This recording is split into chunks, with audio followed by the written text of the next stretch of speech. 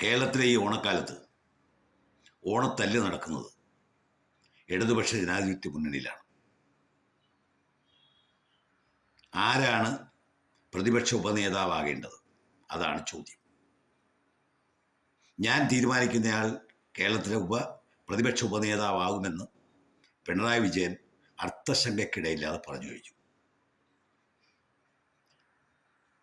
അങ്ങനെ ആരും ആളാകേണ്ടതില്ല എന്ന്, അത്രയൊരു ഭാവം വേണ്ട എന്ന് CPIയുടെ അസിസ്റ്റന്റ് സെക്രട്ടറി സത്യൻ മുഖേരി ജനയുഗത്തിലൂടെ CPMന് മുന്നറിയിപ്പ് കൊടുത്തു.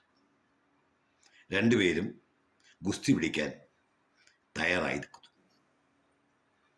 ഇവിടെ നമ്മൾ മനസ്സിലാക്കേണ്ട പ്രധാനപ്പെട്ട ഒരു കാര്യം, കേരളത്തിൽ CPIM ഭരിക്കുന്ന അല്ലെങ്കിൽ ഇടതുപക്ഷ ജനാധിപത്യ മുന്നണി ഭരിക്കുന്ന അതിൻ്റെ അവസാന കാലയളവിലാണ് PM ശ്രീ പദ്ധതി വിവാദമായത്.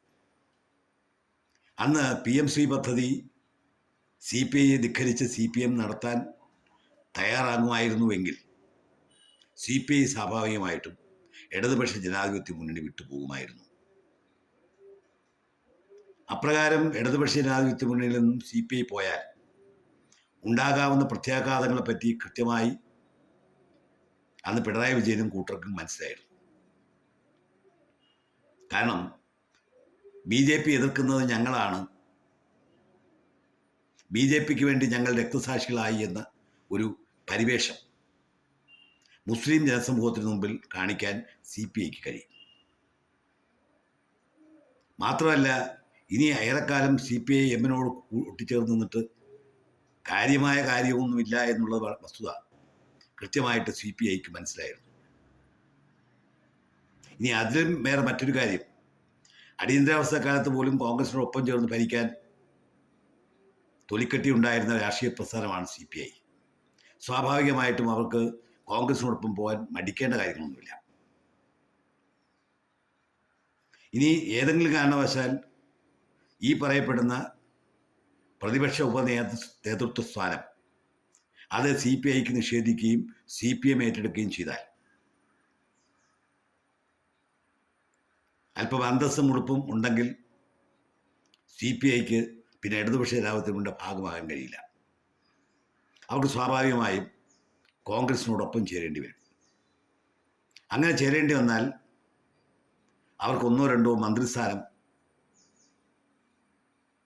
UDFിൽ ലഭിക്കും. അതൊരു നേട്ടമായി വേണമെങ്കിൽ അവർ കാണാം. അതാണ് ഉണ്ടാകാവുന്ന ഏറ്റവും ആദ്യത്തെ പ്രത്യാഘാതം. ഇനി ഇതിലും ഏറെയുള്ള മറ്റൊരു പ്രത്യാഘാതം, അടുത്ത വർഷം 2027 ഏപ്രിൽ മാസത്തോടെ കേരളത്തിൽ നിന്നുള്ള 3 MPമാരുടെ സ്ഥാനം, രാജ്യസഭാ MPമാരുടെ സ്ഥാനം ഇല്ലാതെയാവും. തെരഞ്ഞെടുപ്പ് വേണ്ടി വരും. അങ്ങനെ തെരഞ്ഞെടുപ്പ് വേണ്ടി വരുന്നൊരു ഘട്ടത്തിൽ ഇന്ന് കേരളത്തിലെ 140 നിയോജകമണ്ഡലങ്ങളിൽ നിന്നും ജയിച്ച MLAമാരിൽ 102 പേർ UDFിൻ്റെ MLAമാരാണ്.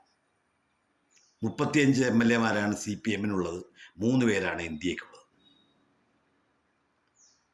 ഒരു രാജ്യസഭാ MPയെ കേരളത്തിൽ നിന്ന് തിരഞ്ഞെടുക്കണമെങ്കിൽ 36 MLAമാരുടെ ഭൂരിപക്ഷം വേണം, അല്ലെങ്കിൽ അവരുടെ വോട്ട് വേണം. സ്വാഭാവികമായിട്ടും UDFിനെ സംബന്ധിച്ച് 102 അംഗങ്ങളുള്ള സ്ഥിതിക്ക് 2 രാജ്യസഭാ MPമാരെ അവർക്ക് നിസ്സാരമായി തിരഞ്ഞെടുക്കാം. അപ്പോൾ 36 72 MLAമാരുടെ പിന്തുണയോടെ 2 MPമാർ, രാജ്യസഭാ MPമാർ കേരളത്തിലുണ്ടാവും UDFിന്. പിന്നെ ശേഷിക്കുന്ന ഒരു MPയാണ്. ഇന്ന് നിലവിലുള്ള സാഹചര്യത്തിൽ CPI കൂടി ഇടതുപക്ഷ ജനാധിപത്യത്തിൻ്റെ ഭാഗമായി ഉണ്ട് എങ്കിൽ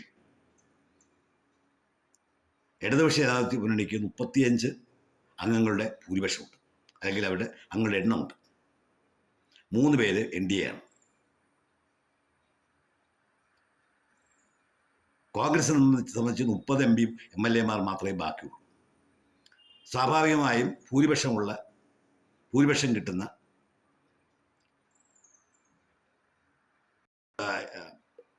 LDF നിർത്തുന്ന ഒരു കാൻഡിഡേറ്റ് ജയിച്ചു.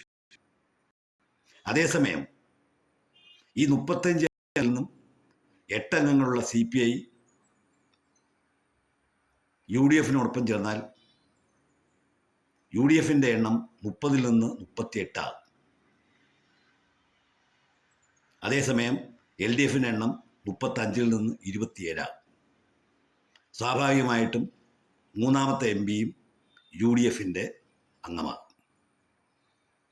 ഇവിടെ ഏറ്റവും കൂടുതൽ ആനുകൂല്യങ്ങൾ അനുഭവിക്കാൻ പോകുന്ന CPI ആണ്.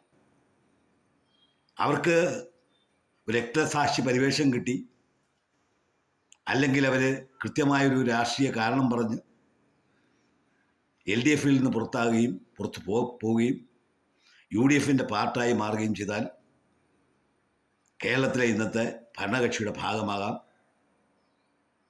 മന്ത്രിമാർ ലഭിക്കും, സ്ഥാനമാനങ്ങൾ ലഭിക്കും. അതുകൂടാതെ ചിലപ്പോൾ രാജ്യസഭയിലേക്ക് 3-1 ഒരു MP CPIക്ക് കിട്ടും. അതേസമയം CPMന് രാജ്യസഭയിൽ നിന്ന് ആകെയുള്ള MPമാരുടെ എണ്ണം 3 പേരാണ്. ചുരുക്കി പറഞ്ഞാൽ CPMന് രാജ്യസഭയിൽ ഒരംഗം പോലും ഇല്ലാതെയാണ്. ഇതാണ് ഉണ്ടാകാവുന്ന രാഷ്ട്രീയ പ്രത്യാഘാതം.